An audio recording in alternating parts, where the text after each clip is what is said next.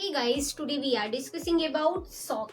ये बहुत ही important topic है। इसके बारे में हम आज डिस्कस करेंगे कि शॉक क्या होता है। शॉक में क्या होता है, जो हमारा हार्ट होता है उसका जो वॉल्यूम होता है, जो उसका फ्लो होता है वो क्या होता है, स्लो हो जाता है। उसमें कोई भी रीजन हो सकता है कि हाँ वॉल्यूम की कमी के वजह से, या फिर सेप्टिक शॉक की वजह से, या फिर हाइपोटेंशन की वजह से। इसमें बहुत सारे कोई भी रीजन हो सकते हैं। बट जो हमारे टिश्यूज होते हैं, जो सेल्स होते हैं, जो हमारे ऑर्गन्स होते हैं, वहां तक क्या होता है, प्रॉपर ब्लड सप्लाई नहीं हो पाता है। जिसकी वजह से क्या होता है, जो हमारे सेल्स होते हैं, टिश्यूज होते हैं, वो क्या होते हैं, डैमेज होने लगते हैं, डेड होने लगते हैं। जिससे क्या होता है, हमारे ऑर्गन फेलियर होता है। फिर जब बहुत सारे ऑर्गन्स फेलियर होता है तो क्या होता है, मल्टी ऑर्गन फेलियर हो जाता है। फिर क्या होता है, शॉक डेवलप्ड हो जाता है। तो अभी हम आगे इसको डिटेल से देखते हैं कि जो लाइफ थ्रेटनिंग मेडिकल कंडीशंस होता है वो क्या होता है, कैसे होता है। तो क्या है, एक बहुत ही लाइफ थ्रेटनिंग मेडिकल कंडीशन है। क्या है, life threatening emergency medical condition है। अगर जो इसमें पेशेंट को ट्रीट ना किया जाए, प्रॉपर उसका ट्रीटमेंट ना दिया जाए, तो क्या होगा, पेशेंट की इवेंचुअली डेथ हो जाएगी। तो हम देखते हैं कि शॉक क्या होता है। Shock is a life threatening medical condition. क्या होता है, लाइफ थ्रेटनिंग मेडिकल कंडीशन होता है।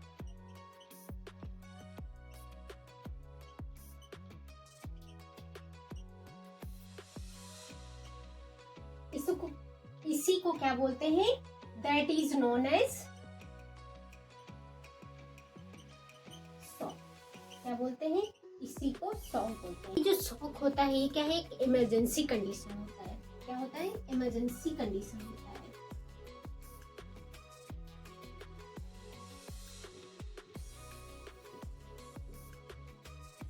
इसमें जो पर्सन होता है उसकी बॉडी को क्या होता है, उसकी बॉडी में जो सेल्स होते हैं, टिश्यूज होते हैं, वहां तक प्रॉपर ब्लड सप्लाई नहीं हो पाती है। जब टिश्यूज और सेल्स तक प्रॉपर ब्लड सप्लाई नहीं होती है तो क्या होता है, उनको ऑक्सीजन एंड न्यूट्रिशन नहीं मिल पाता है। क्या नहीं मिलता है, ऑक्सीजन एंड न्यूट्रिशन।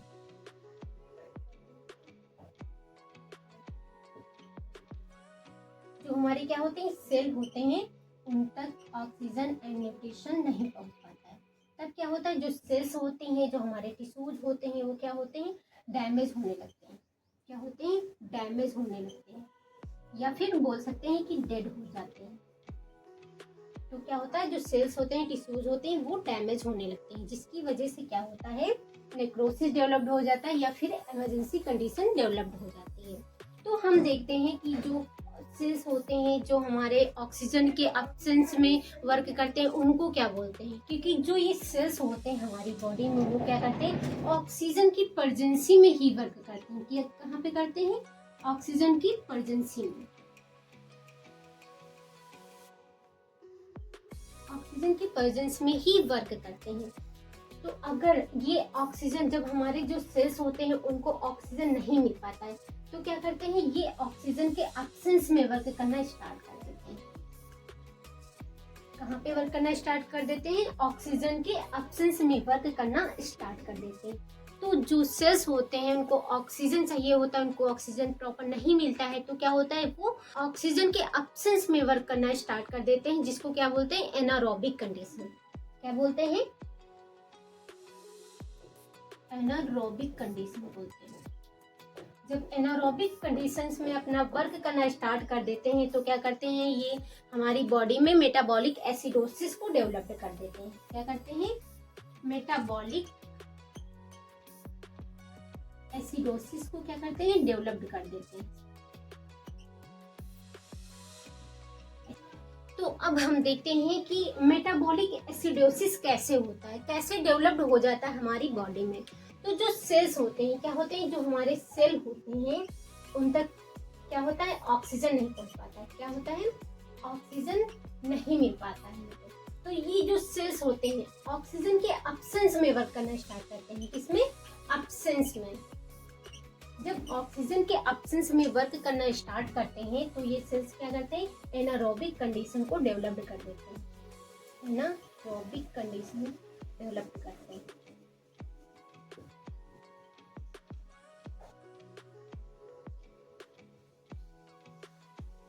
जब एनारोबिक कंडीशन डेवलप्ड होती है तो ये क्या करते हैं, ये हमारे सेल्स, जो हमारी सेल्स होती है वो क्या करती है, वेस्ट प्रोडक्ट को प्रोड्यूस करती है।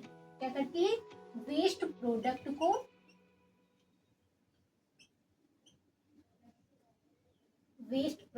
क्या करती है, प्रोड्यूस्ड करती है।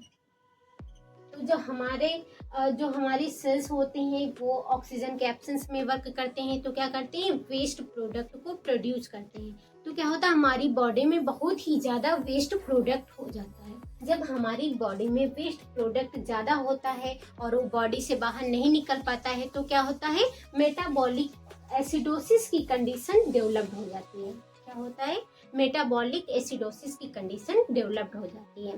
तो ये जो मेटाबॉलिक कंडीशन है या फिर शॉक, ये जो शॉक है ये किस रीजन से होता है, इसके टाइप्स क्या क्या होते हैं। शॉक के बहुत सारे रीजन हो सकते हैं, तो उसके बारे में हम अब आगे डिटेल से डिस्कस करते हैं। अब हम डिस्कस करते हैं शॉक के टाइप्स के बारे में। किसके बारे में, टाइप्स ऑफ शॉक।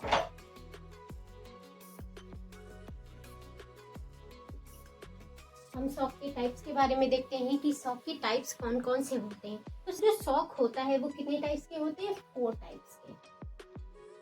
कितना होता है, 4 टाइप्स के शॉक होते हैं। तो अब इसमें हम देखेंगे कि वो टाइप्स कौन कौन से हैं, उनको हम डिटेल में एक्सप्लेन करेंगे। तो सबसे पहले हम देखते हैं कार्डियोजेनिक शॉक। क्या होता है, कार्डियोजेनिक शॉक। नेक्स्ट हम दूसरे नंबर पे बात करते हैं किसकी, न्यूरोजेनिक शॉक। किसकी, न्यूरोजेनिक शॉक।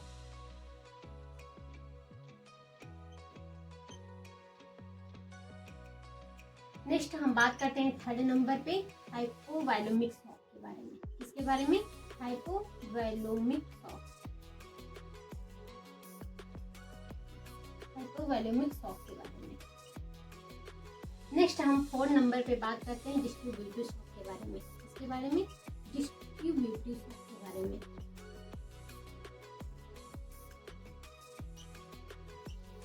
ये जो हमारा 4th नंबर का डिस्ट्रीब्यूटिव शॉक होता है, इसके अंदर 2 टाइप्स होते हैं। कौन होता है, एक होता है हमारा सेप्टिक शॉक। क्या होता है, एक हमारा सेप्टिक शॉक होता है और दूसरा क्या होता है, एनाफ्लैटिक शॉक। 2 नंबर पे क्या होता है, एनाफ्लैटिक शॉक।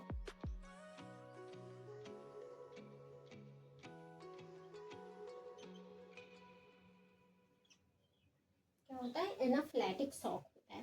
तो अब इसको हम डिटेल में डिस्कस करेंगे कि टाइप्स ऑफ शॉक कौन कौन से होते हैं। ये हमारा कार्डियोजेनिक शॉक क्या होता है, न्यूरोजेनिक शॉक क्या होता है, हाइपोवैलेमिक शॉक क्या होता है, और ये डिस्ट्रीब्यूटिव शॉक के बारे में हम डिटेल से डिस्कस करेंगे कि ये सारे शॉक होते हैं हमारे क्या होते हैं, कैसे होते हैं, किस वजह से होते हैं, इसके बारे में हम अब डिटेल से देखते हैं। तो अब हम देखते हैं कार्डियोजेनिक शॉक के बारे में कि कार्डियोजेनिक शॉक क्या होता है। ये हमारे टाइप्स कितने होते हैं, 4 टाइप्स होते हैं हमारे शॉक के। तो उसमें हम सबसे पहले फर्स्ट कार्डियोजेनिक शॉक के बारे में हम बात करते हैं। तो जो कार्डियोजेनिक शॉक होता है, तो इसमें क्या होता है, जो हमारा हार्ट होता है, क्या होता है, जो हमारा हार्ट होता है, इसमें किसी भी प्रकार की कोई प्रॉब्लम हो जाती है, जैसे कि कोई डिजीज कंडीशन हो गई है या कोई एबनॉर्मलिटी हो गई है, जिसके कारण जो शॉक डेवलप्ड होता है वो क्या होता है, कार्डियोजेनिक शॉक होता है। जैसे कि क्या होता है, एक्यूट एमआई। क्या होता है, एक्यूट एमआई, यानी कि जो हमारा क्या होता है, मायोकार्डियल इंफेक्शन। क्या होता है, मायोकार्डियल इंफेक्शन। ये क्या होता है, एक्यूट होता है। एक्यूट मायोकार्डियल इंफेक्शन जो होता है उसमें क्या होता है, जो हमारा हार्ट होता है उसमें किसी भी प्रकार की क्या होती है, ऑब्स्ट्रक्शन हो जाता है। जब ऑब्स्ट्रक्शन होता है या स्टेनोसिस हो जाता है, जिसके कारण क्या होता है, हमारा हार्ट प्रॉपर पंप नहीं कर पाता है, या फिर हम ये कह सकते हैं कि जो हार्ट होता है वो क्या करता है, प्रॉपर ब्लड को सप्लाई नहीं कर पाता है, या फिर पूरी बॉडी तक प्रॉपर ब्लड का फ्लो नहीं कर पाता है, जिसके कारण क्या होता है, हमारी पूरी बॉडी में ब्लड सप्लाई नहीं हो पाती है। क्या होता है, ब्लड सप्लाई और बॉडी में नहीं हो पाता है, जिसके कारण क्या होते हैं, जो सेल्स होती हैं, जो टिश्यूज होते हैं, वो क्या होते हैं, डैमेज होना स्टार्ट हो जाते हैं। इस प्रकार के शॉक को क्या बोलते हैं, कार्डियोजेनिक शॉक, यानी कि हार्ट में कोई भी प्रॉब्लम होने के कारण जो शॉक डेवलप्ड होता है वो क्या होता है, कार्डियोजेनिक शॉक होता है। अब हम बात करते हैं न्यूरोजेनिक शॉक के बारे में कि न्यूरोजेनिक शॉक क्या होता है। इसमें जो हमारा स्पाइनल कॉर्ड होता है, क्या होता है, स्पाइनल कॉर्ड, और क्या होता है, हमारा ब्रेन। जो स्पाइनल कॉर्ड और हमारा ब्रेन होता है वो क्या होता है, डैमेज हो जाता है। क्या होता है, डैमेज हो जाता है। जब ब्रेन और स्पाइनल कॉर्ड डैमेज हो जाता है तो क्या होता है, जो हमारे पेरिफेरल वास्कुलर रेसिस्टेंस होते हैं वो क्या होते हैं, वर्क नहीं करते हैं। क्या नहीं करते हैं, वर्क नहीं करते हैं। पेरिफेरल वास्कुलर रेसिस्टेंस को क्या करते हैं, प्रॉपर वर्क नहीं करते हैं। क्या होते हैं, डिक्रीज्ड हो जाते हैं, वो प्रॉपर वर्क नहीं कर पाते हैं, जिसकी वजह से जो शॉक डेवलप्ड होता है वो क्या होता है, न्यूरोजेनिक शॉक होता है। इसमें जो हमारा ब्रेन होता है वो क्या होता है, डैमेज हो जाता है। जब ब्रेन डैमेज होता है तो क्या करता है, वो इंफॉर्मेशन को ट्रांसफर नहीं कर पाता है, हमारी पूरी बॉडी वर्क नहीं करती। जब पूरी बॉडी प्रॉपर वर्क नहीं करती है तो उस टाइप से या उससे जो होने वाला जो शॉक होता है उसको क्या बोलते हैं, न्यूरोजेनिक शॉक। जब हमारी बॉडी में क्या होगा, प्रेफरल वास्कुलर रेसिस्टेंस डिक्रीज हो जाएगा, कम हो जाएगा, तो क्या देखने को मिलेगा, डिक्रीज्ड आउटपुट। जो आउटपुट होगा या फिर हम कह सकते हैं कि हाइपोटेंशन देखने को मिलेगा। क्या देखने को मिलेगा, हाइपोटेंशन। बीपी क्या होगी, इसमें डिक्रीज रहेगी। और क्या होगा, जो हमारा पल्स रेट है वो भी क्या रहेगा, डिक्रीज रहेगा। इसके अंदर जो स्किन होगी वो कैसी दिखेगी, टूल एंड क्लैमी देखने को मिलेगी। क्यों, क्योंकि जो हाइपोटेंशन, जो हमारी पेरिफेरल वास्कुलर रेसिस्टेंस होगा, जब यहाँ पे डिक्रीज हो जाएगा तो जो हमारी पेरिफेरल वसल्स है वहां तक क्या होगा, ब्लड पुलिंग नहीं हो पाएगा, ब्लड आगे नहीं पहुंच पाएगा, जिसकी वजह से क्या होगा, शॉक डेवलप हो जाएगा। नेक्स्ट अब हम बात करते हैं थर्ड नंबर पे। अब नेक्स्ट हम थर्ड नंबर की बात करते हैं, जिसका नाम है क्या, हाइपोवैलेमिक शॉक। क्या बोलते हैं, हाइपोवैलेमिक शॉक।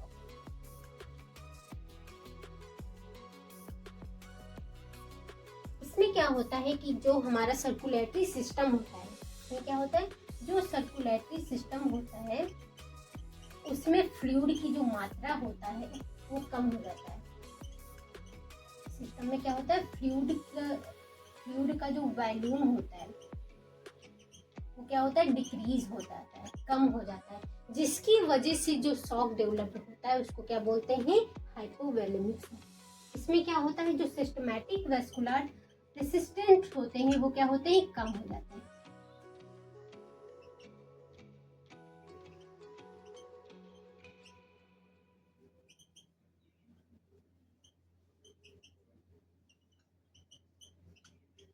जो सिस्टमैटिक रेसिस्टेंस होते हैं, जो सिस्टमैटिक वास्कुलर रेसिस्टेंस होते हैं वो क्या होते हैं, कम हो जाते हैं, जिसकी वजह से क्या देखने को मिलता है, इसमें बीपी डिक्रीज देखने को मिलता है। क्या मिलता है, जो बीपी होता है वो डिक्रीज देखने को मिलता है। बट इसमें क्या होता है, हार्ट रेट इंक्रीज होता है। जो हार्ट रेट होता है वो क्या होता है, इंक्रीज होता है। क्यों होता है, क्योंकि जो हमारा हार्ट है वो प्रॉपर वर्क करता है, तेज फास्ट वर्क करता है, ताकि जो फ्लूइड है वो हम पूरी बॉडी को पहुंचा सकें। वो पूरी बॉडी को पहुंचाने के लिए फास्ट वर्क करता है। बट जब ब्लड वेसल्स में फ्लूइड ही नहीं है तो वो आगे ब्लड फ्लो नहीं हो पाएगा, नहीं जा पाएगा। और ये हार्ट क्या सोचता है, हार्ट ये सोचता है कि हम पूरे जितने भी वाइटल ऑर्गन्स हैं उनको बचा सके, इसीलिए वो फास्ट वर्क करता है। और क्या होता है इसमें कि जो स्किन होती है वो कूल होती है। क्या होती है, स्किन हमारी कूल एंड क्लैमी हो जाती है, मॉइस्ट हो जाती है। नेक्स्ट हम फोर्थ नंबर की बात करते हैं, जिसका नाम है डिस्ट्रीब्यूटिव शॉक। क्या नाम है, डिस्ट्रीब्यूटिव शॉक।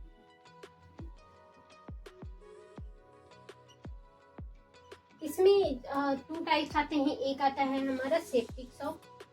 क्या होता है, सेप्टिक शॉक, और दूसरा आता है एनाफ्लेक्टिक शॉक। तो इसमें हम बात करते हैं सेप्टिक शॉक के बारे में कि सेप्टिक शॉक क्या होता है। सेप्टिक शॉक में क्या होता है कि जो पैथोजेंस होते हैं, कुछ क्या होते हैं, पैथोजन होते हैं, जो क्या होता है हमारे ब्लड स्ट्रीम में इंटर कर जाते हैं। क्या होते हैं, ब्लड स्ट्रीम में इंटर कर जाते हैं। जिसकी वजह से क्या होता है, जो कुछ पैथोजेंस होते हैं जो ब्लड स्ट्रीम में एंटर करते हैं, जिसकी वजह से जो सेप्टिक डेवलप्ड होता है या फिर इन्फेक्शन डेवलप्ड होता है, उसकी वजह से जो शॉक होता है उसको क्या बोलते हैं, सेप्टिक शॉक। ये क्या करता है, ये इन्फेक्शन को डेवलप करता है। जब बॉडी में इन्फेक्शन की वजह से जो शॉक डेवलप्ड होता है उसको क्या बोलते हैं, सेप्टिक शॉक। और ये जो सेप्टिक शॉक है इसमें क्या देखने को मिलता है, पर्सन के अंदर फीवर देखने को मिलेगा। क्या देखने को मिलेगा, फीवर। और क्या देखने को मिलेगा, बाउंडिंग पल्स। कैसी देखने को मिलेगी, बाउंडिंग पल्स देखने को मिलेगी। और क्या देखने को मिलेगा, कूल एंड क्लैमी रहेगा और इसमें बहुत ही तेज हाई फीवर रहेगा। स्किन जो रहेगी वो कैसी, पिंक देखने को मिलेगी। कैसी, पिंक स्किन देखने को मिलेगी। ये सारे जो सिम्टम्स होते हैं वो किस में देखने को मिलते हैं, सेप्टिक शॉक में। एक और होता है, क्या होता है, SVR। इसको क्या बोलते हैं, सिस्टमैटिक वास्कुलर रेसिस्टेंस। ये क्या होता है, ये डिक्रीज देखने को मिलता है हमारे सेप्टिक शॉक में। नेक्स्ट हम बात करते हैं एनाफ्लेटिक शॉक के बारे में। किसके बारे में, एनाफ्लेटिक शॉक के बारे में, कि एनाफ्लेटिक शॉक क्या होता है। अब हम 4th नंबर के एनाफ्लेटिक शॉक के बारे में बात करते हैं कि जो एनाफ्लेटिक शॉक होता है इसमें क्या होता है कि जो एंटीजन होते हैं, क्या होते हैं, एंटीजन होते हैं, उनके डायरेक्ट संपर्क में आने से जो हमारे क्या होते हैं, एंटीजन होते हैं। एंटीजन को जो डायरेक्ट एक्सपोजर होता है, जो हमारे एंटीजन होते हैं, एंटीजन से डायरेक्ट जो एक्सपोजर होता है, एक्सपोजर होने के बाद तुरंत जो वेसल्स होती हैं वो क्या होती हैं, कोलैप्स हो जाती हैं। क्या होती हैं, जो वेसल्स होती हैं वो क्या होती हैं, कोलैप्स हो जाती हैं। जो एनाफ्लेटिक शॉक होता है इसमें क्या होता है, जो एंटीजन होते हैं, एंटीजन के संपर्क में आने के बाद तुरंत क्या होते हैं, वेसल्स सारी कोलैप्स हो जाती हैं। इससे जो शॉक डेवलप्ड होता है उसको क्या बोलते हैं, एनाफ्लेटिक शॉक बोलते हैं। इसमें क्या होता है, फर्स्ट डिग्री के जो हाइपर सेंसिटिविटी होता है उसकी वजह से होता है, हाइपर सेंसिटिविटी। मतलब इसमें बहुत ही ज़्यादा हाई एलर्जिक होता है। एलर्जी के कारण जो शॉक डेवलप्ड होता है या जो हमारे वेसल्स होते हैं कोलैप्स हो जाते हैं, उसकी वजह से जो शॉक डेवलप्ड होता है उसको क्या बोलते हैं, एनाफ्लेटिक शॉक। इसमें क्या होता है, जो SVR होता है हमारा सिस्टमिक वास्कुलर रेसिस्टेंस होता है वो क्या होता है, डिक्रीज होता है। और इसमें क्या होता है, वीक पल्स होती है। जो हमारी पल्स होती है वो क्या होती है, वीक होती है और ये बहुत ही हाई एलर्जिक होता है, जिसकी वजह से क्या होता है, शॉक डेवलप्ड होता है। आई होप आप सभी लोगों को ये टॉपिक समझ में आया होगा कि शॉक क्या है और उसके टाइप्स क्या हैं। Thank you.